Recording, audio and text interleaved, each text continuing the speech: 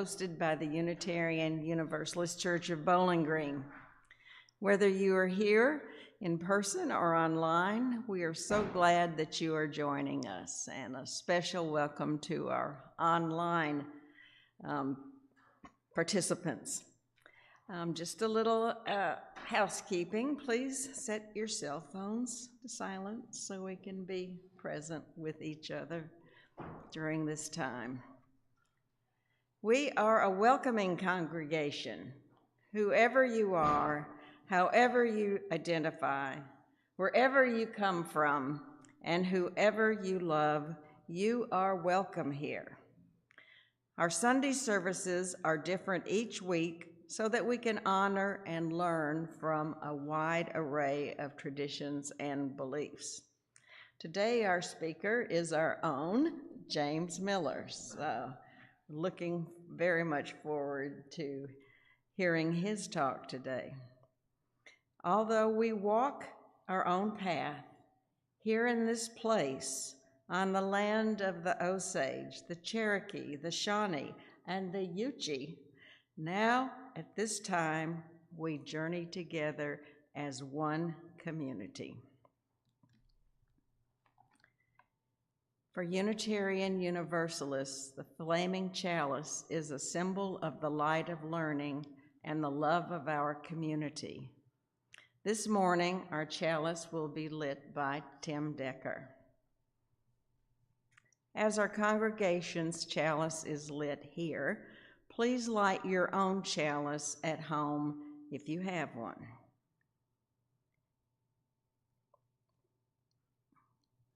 And then, thank you, Tim, join us in singing hymn number 362, Rise Up, O Flame.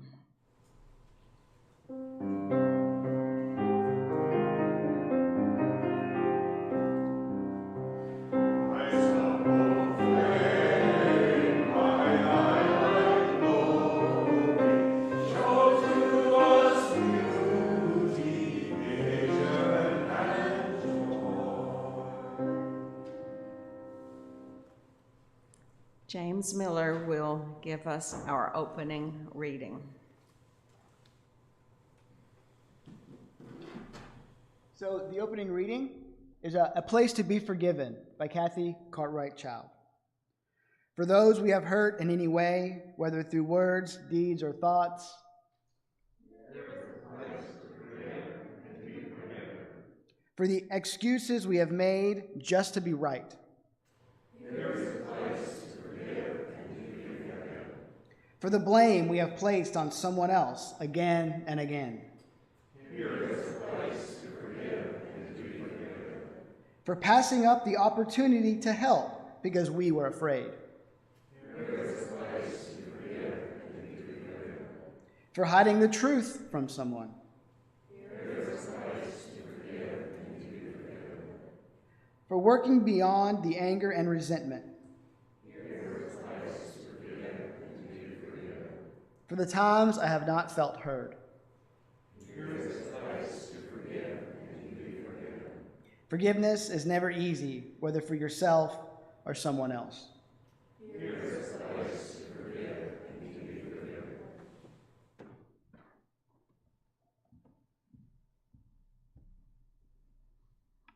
This morning we will have a hymn which will be played by Eliza Norman. This is the first time I believe she has played for us, and just as a little introduction, she graduated last year from Western. She majored in piano performance and Chinese and had a minor in English literature. So I just want to make sure that we welcome Eliza, everyone.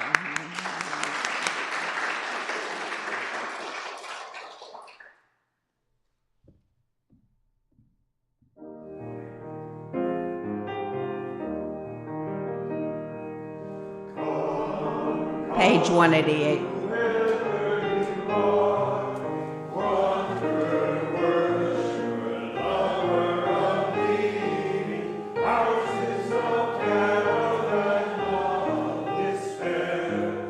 Come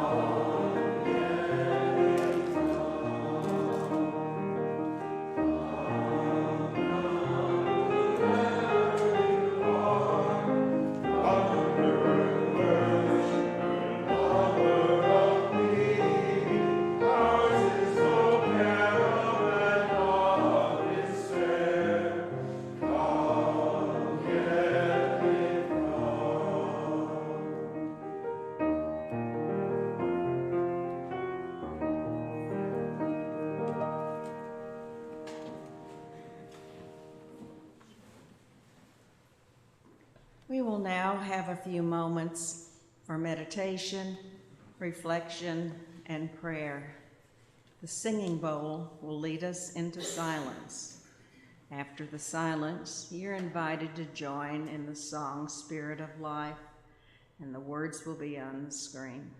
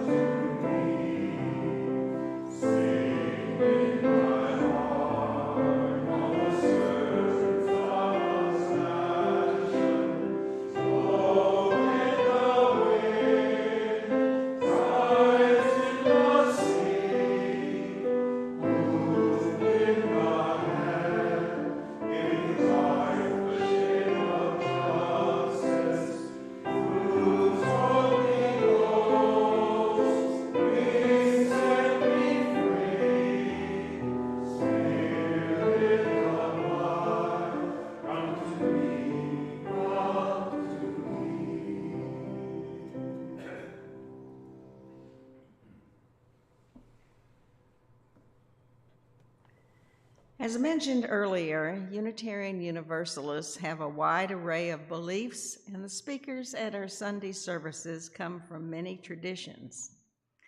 Here to share their own thoughts today is James Miller. James holds an undergraduate degree in biblical studies and philosophy.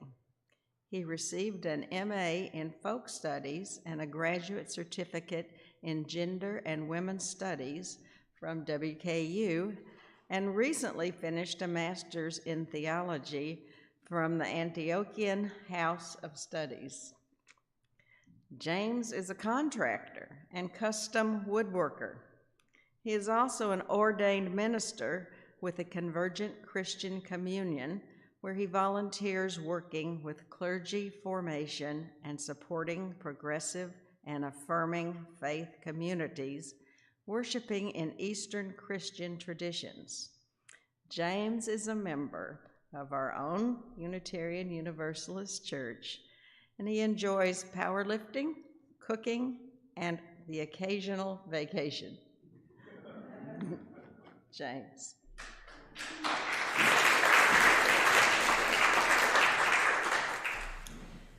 I tend to be long-winded, so I'm going to get right into it.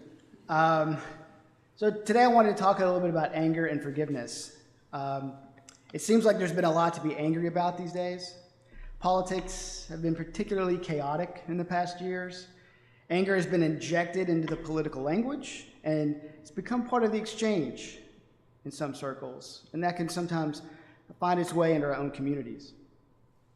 There's also been a lot of things that we can't seem to control, like a pandemic, wars, economic hardships, news of shootings and disasters like the recent hurricane. Anger is sometimes part of that response as well. So no matter our perspective, there's always something to be angry about. So today I want to kind of walk through some of these ideas. So I'm going to try to get through 3 tasks. I want to investigate our ideas of anger and forgiveness, particularly as it is in relationship to communities. I'm going to eventually argue against forgiveness for the most part. Get ready for that. And we're going to look for some alternatives to the anger and forgiveness models that we often follow. Okay. So anger is a complex and broad topic, and I could never get completely through all the things that we could talk about in relationship to it, much less move on to forgiveness. So I'll be using Martha Nussbaum's work on anger and forgiveness kind of as a model, okay? It'll be a framework to help kind of limit our discussion. So let's define anger. Anger is often moralized, okay? And I think that can be a problem. So when I say anger and forgiveness, very often it seems obvious to us, well, anger is the bad part and forgiveness is the good part, right? I want to disrupt that just a bit, okay? So we're going to start with this kind of rough definition of anger. Martha Nussbaum presents this to us, and it's her read of Aristotle's framework, for the most part. So it starts with an act, right? A slight. Someone has downraked us, they've hurt our status, they've taken from us, okay? Anger is generally about the self, right? Or people close to the self, our realm of influence, our family, our friends. But anger can also be something like a principle or a value that we identify strongly with, right? So when we see that violated, we can be angry at that as well. Generally speaking, anger believes that something has been wrongfully or inappropriately done, right? We're generally not too mad about an accident, okay? It's accompanied by pain. And there can be different levels of this pain, different types of pain. And I'll say that pain isn't always as apparent right away. The fifth is what we're going to kind of focus on today. That it involves some type of desire for retribution, okay? And that's where we get into some problems, okay? So this may be an actual injury. We might just wish for unhappiness on that person, maybe just to thwart one of their desires. Generally, when I get cut off in traffic, what I really, really want is to get to the next red light and be right next to them, right? Okay? Right? I want to thwart that desire. It's satisfying. The other important part here is that this is not concerned with any restoration or deterrent in this punishment. It just wants the punishment. What Nussbaum is going to suggest is a borderline species of anger that's a transition from this type of anger to constructive thinking about a future good, something that disrupts number 5 here. And we're hopefully going to go that direction. She suggests there's 3 roads to anger, okay? So status and payback, they're going to be very, very similar, right? So what status does is it converts injury into a matter of relative position. I've been hurt and I've been knocked down. Well, I'm going to knock you down too. So the catchphrase here, when we see a wrong or we've been hurt, we say, that's outrageous. They should be humiliated, right? That's kind of the response. It isn't really rational, right? Downgrading someone else isn't going to fix the problem, right? It's not going to heal us in any way. The second would be payback. The catchphrase here would be, that's outrageous, they should pay, right? And those, we find ourselves saying those. This is the kind of the counterbalance of the injury.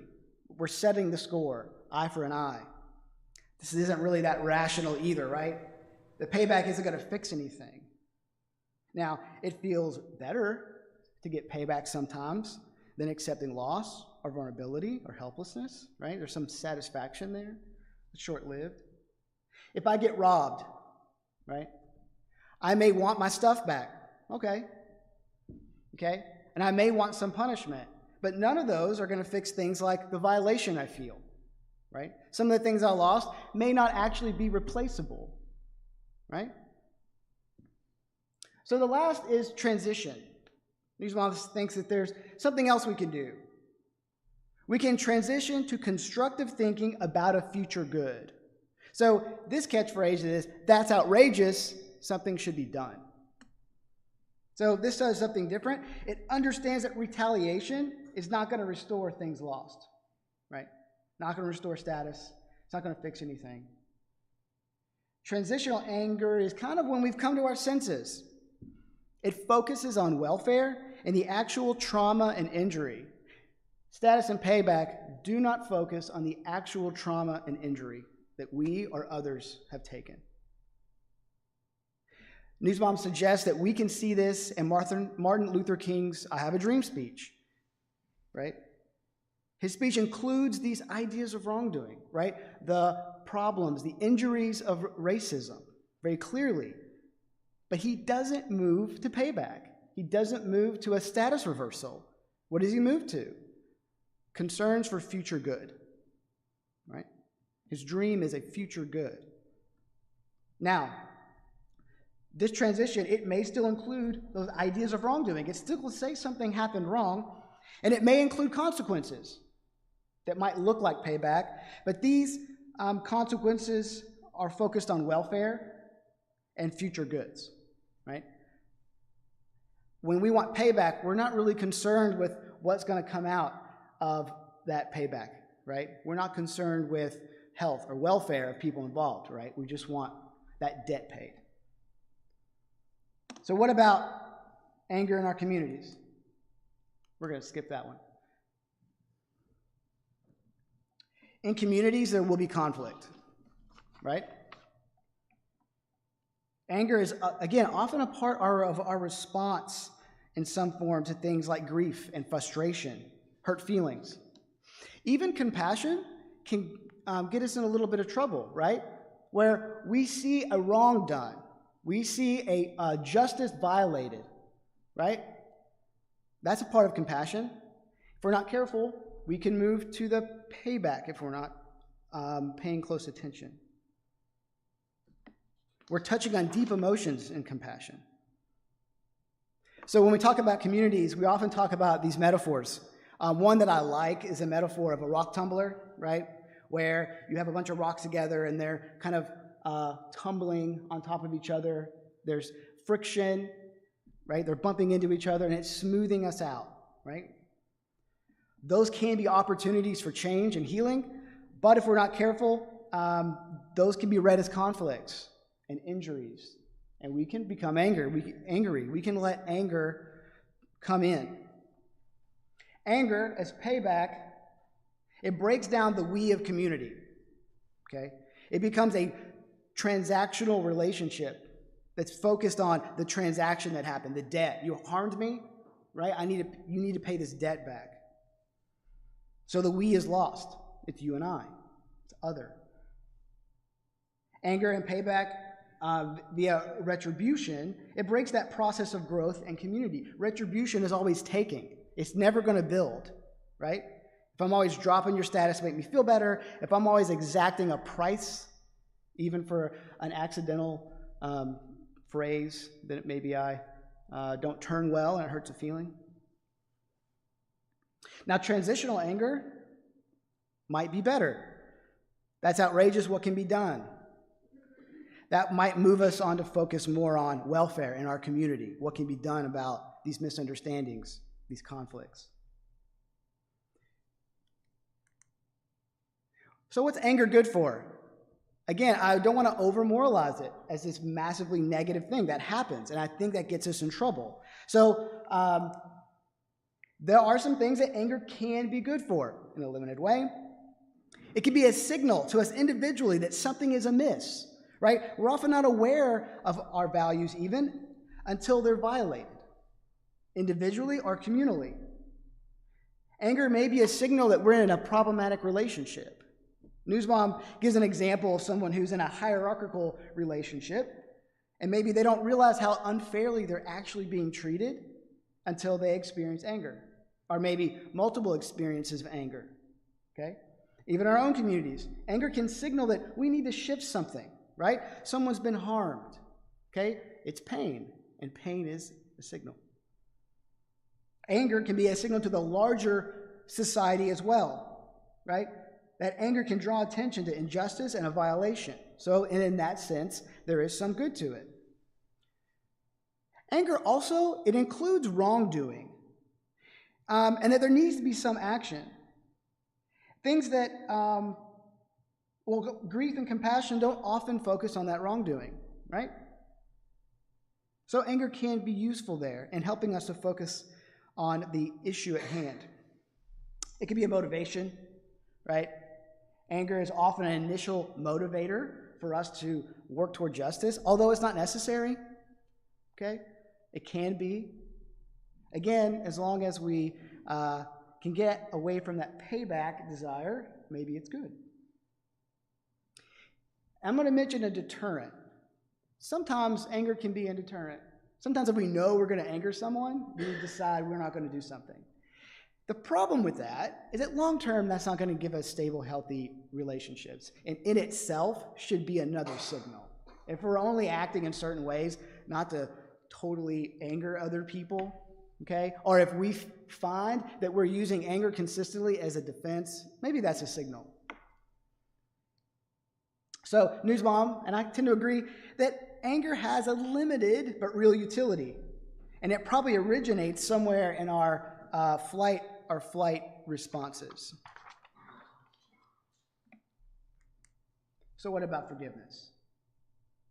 Forgiveness, the kind that we're often familiar with, is that transactional forgiveness. So we've offended or injured someone, okay, and it's seen as a debt, right? There's a loss of some measurable kind. There's this kind of metaphor of keeping score, right? You did this to me, well, I need to make that right. I'm going to use that word loosely, okay? Now, to rectify this, there's often a ritual, right? I come from an Eastern Orthodox tradition. There is a ritual of confession and forgiveness, okay? And it's a face-to-face type thing. In our everyday lives, we often have a ritual. Charles Griswold gives us kind of a rough structure where we confess that we did it, or we at least admit to it, right? We admit that that deed was bad, right? So saying I did it and it's bad are two different things. I express some regret. I acknowledge that it was an injury. Then I do something like I commit to becoming the kind of person that doesn't do that anymore, right? There's some commitments there. I show that I understand there was damage, right? That the injury was real and not imagined from the perspective of the injured person. And then I tend to offer a few narratives kind of up on the altar of forgiveness. First, I kind of often will give a narrative of how we got to this point of my wrongdoing. I will have a narrative that maybe expresses that this wrongdoing isn't reflective of who I really am. And then finally, I generally will give a narrative of how I'm going to become the kind of person that's worthy of forgiveness. So the issue here, though, is that transactional forgiveness, it doesn't escape our problem with anger. Our problem was the payback, right? The retribution.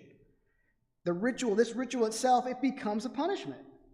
It can become a punishment. The process can be harsh itself.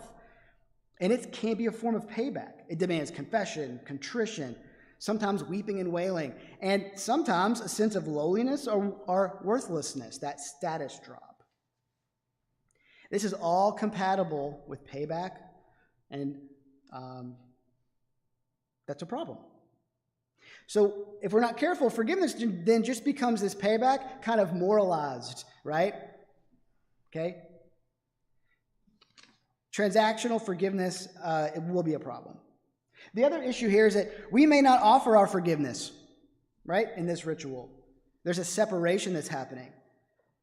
Unless we may say, we're not going to forgive unless you do this ritual the way I want it done, right? Exactly how I want it done. That you need to conform to my ideas. So there's no coming together here. It can reflect and uphold power structures, right? This forgiveness can be that process if we're not careful. That debt that we're talking about, it gives us power, right? That person harmed me, and now I've got them, okay? We don't admit that, but it's there. So the other issue here is that while there's an acknowledgement on the part of the offender that they're seeking change, this kind of relies solely on them. There's a separation still here, right? And that's not a move toward community, right? That's another little payback. So our issue here is that transactional forgiveness is not compatible with a community. Okay? It's definitely not compatible with a community and covenant. So covenants are aspirational, forward-looking, right? And relational. Within our communities, we're trying to focus on who we're becoming, right? And who we want our communities to be. Anger and forgiveness in this transactional model, it tends to be focused on keeping score. It tends to be focused on the past thing, right? And it tends to cut off relationships. Even if we're trying to become better, we're kind of doing it on our own in this debt relationship if we're not careful, right? We're not working together. Covenant, it reflects an ongoing communal process. But a contract, it ends, right? Once you're done, right? Once we've done everything in the contract, we've done the forgiveness ritual, we're done here, right? Contracts end. This stalls out any real change, okay? In the transactional forgiveness model, the change itself, it's just setting the score, right? Just paying back. We're not going to move forward from it. Well, maybe we will when there's a new injury. So, what are our options? We can do unconditional forgiveness. This is better. It sounds better, right? The problem, it doesn't get us out of the debt relationship, right? All unconditional forgiveness is saying is that we'll always forgive the debt. But all of that's still there in the background. The ritual, all of that, it can still be a part of this process. Unconditional forgiveness can also be moralized in a way that's more intense.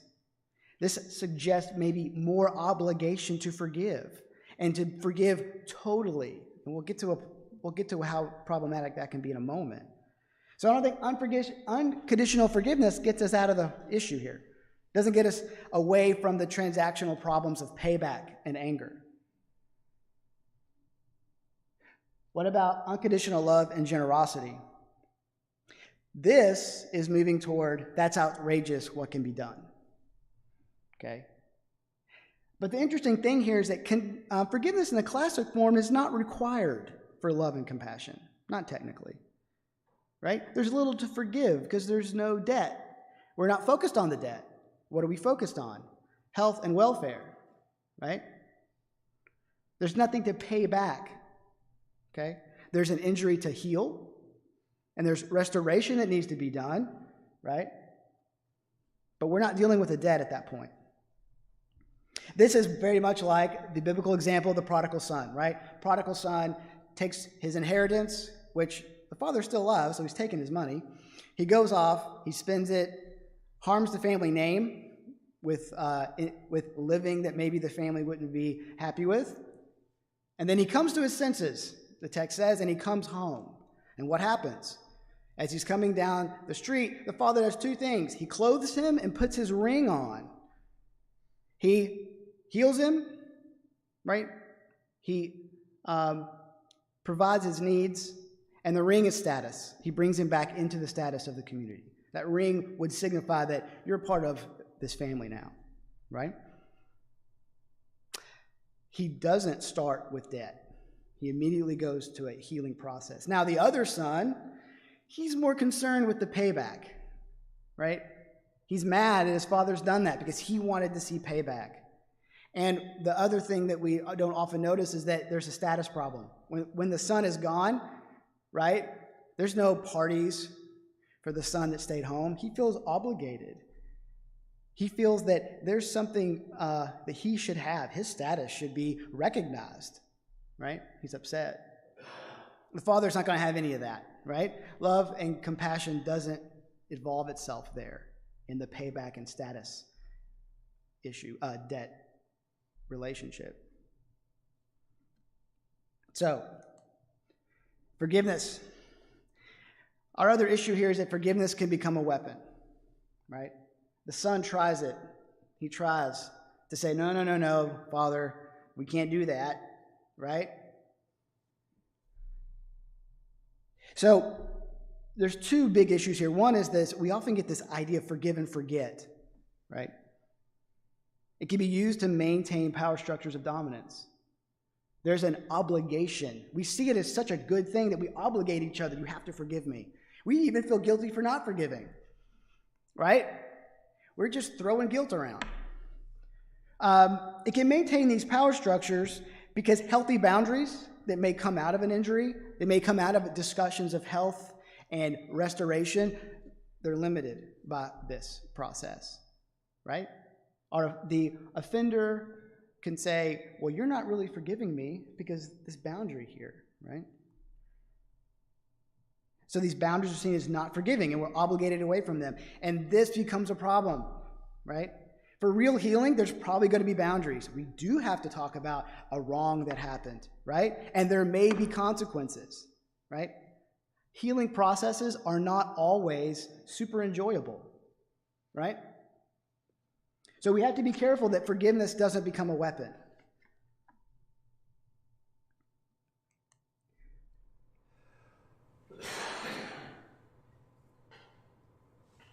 Let's go here. So what is forgiveness good for then? It's not super useful in love and compassion.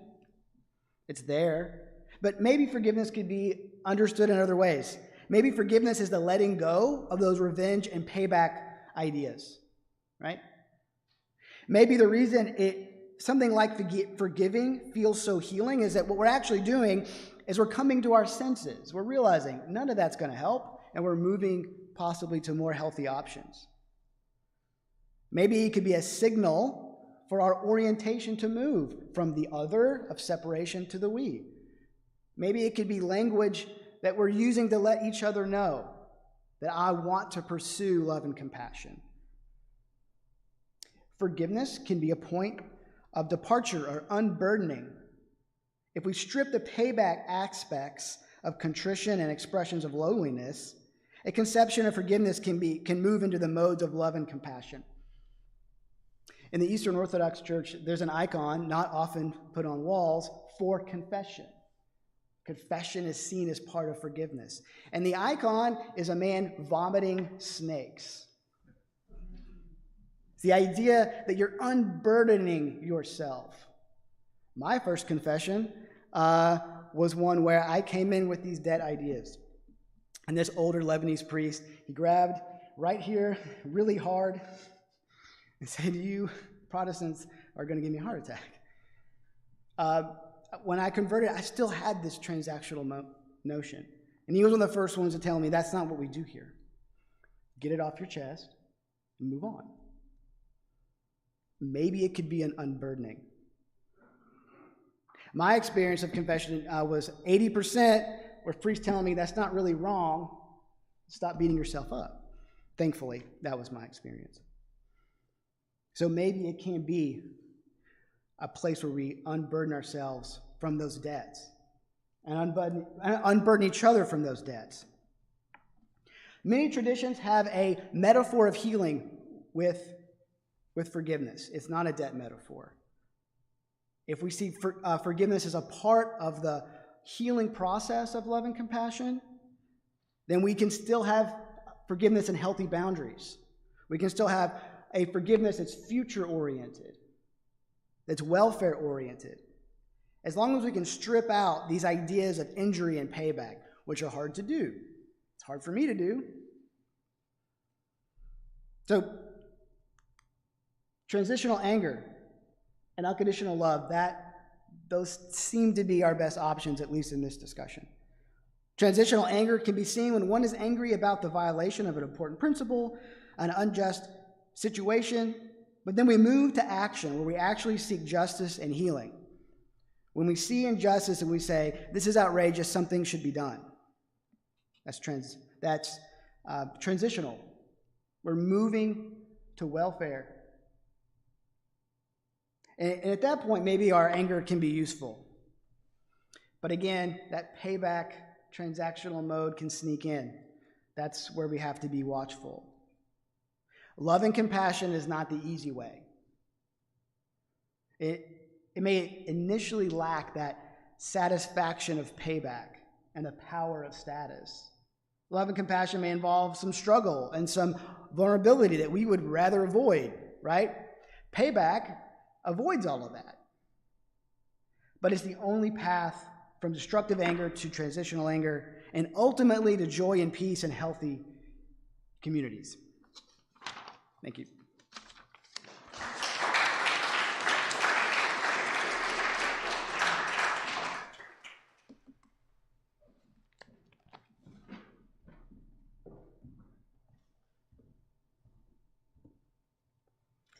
Thank you, James. That gave us a lot to think about. This congregation and the work we do is supported by the voluntary generosity of all who contribute. The offering is a sacrament of the Free Church. Our greeters will now pass the collection plate. We have a brand new start to this. You may also use the QR code on the screen or donate via our website. As we enjoy the music, the offering will be given and received in grateful appreciation of our shared hopes and values.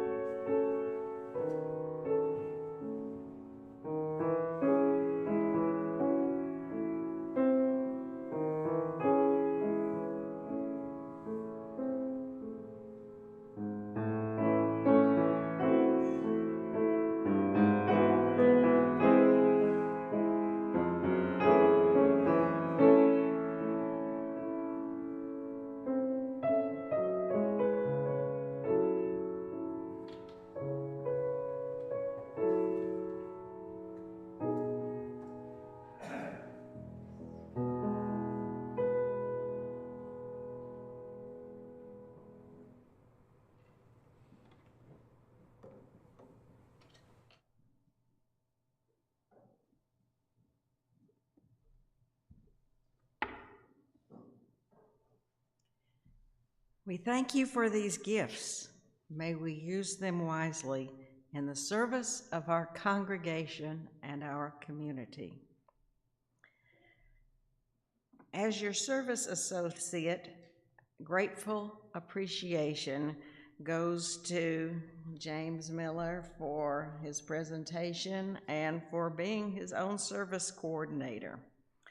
We also thank Eliza Norman and Matt Hazel. Matt, would you come out? Our tech advisor. We couldn't do without Matt. So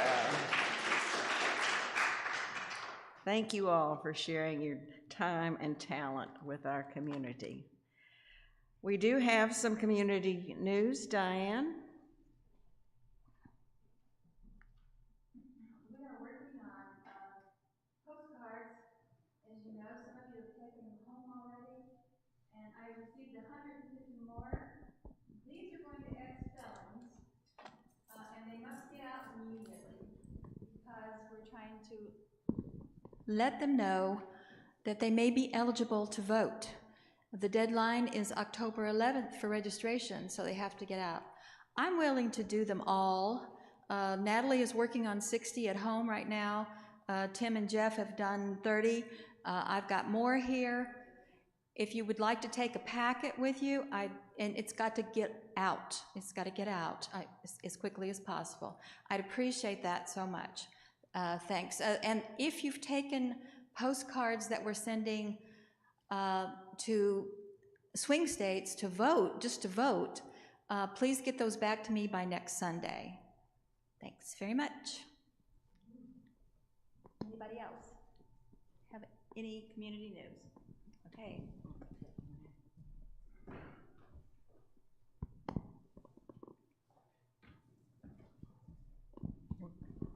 One more thing, Valerie.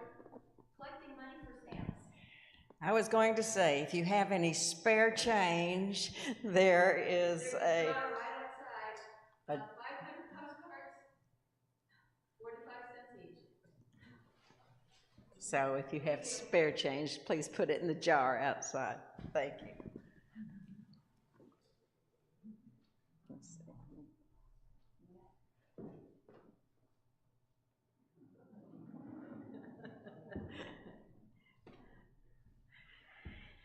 If you have questions about Unitarian Universalism or about joining this congregation, please speak to someone on our membership team. I see Nancy Garrett is here, and Sharon Crawford, and of course our board president, John Downing. You can also email John at president@uubgky.org. You can find out more about us, including community news, by reading our weekly email updates, by looking at the bulletin board, or by following us on Facebook, YouTube, and the website available online. Thank you again, James, for sharing your thoughts with us today. As a part of our responsible search for truth and meaning, we encourage thoughtful discourse. After the service, you're invited to join in discussion via Zoom or here at church, or at the meditation garden between the two buildings. Our last hymn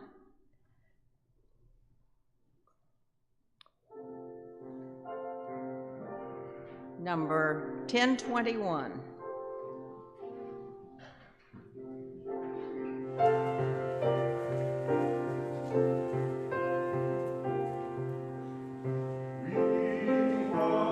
Gentle angry people, when we are singing for our lives. We are the gentle angry people.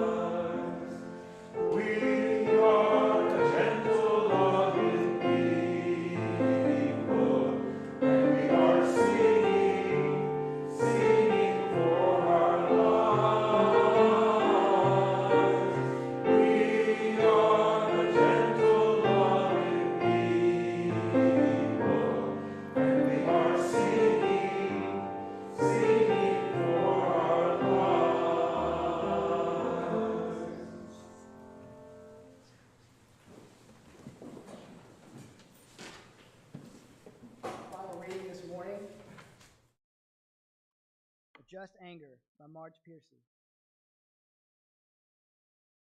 Anger shines through me. Anger shines through me. I am a burning bush. My rage is a cloud of flame. My rage is a cloud of flame in which I walk seeking justice like a precipice. How the streets of the iron city flicker, flicker, and the dirty air fumes. Anger storms between me and things, transfiguring, transfiguring. A good anger acted upon is beautiful as lightning and swift with power. A good anger swallowed clots the blood to slime.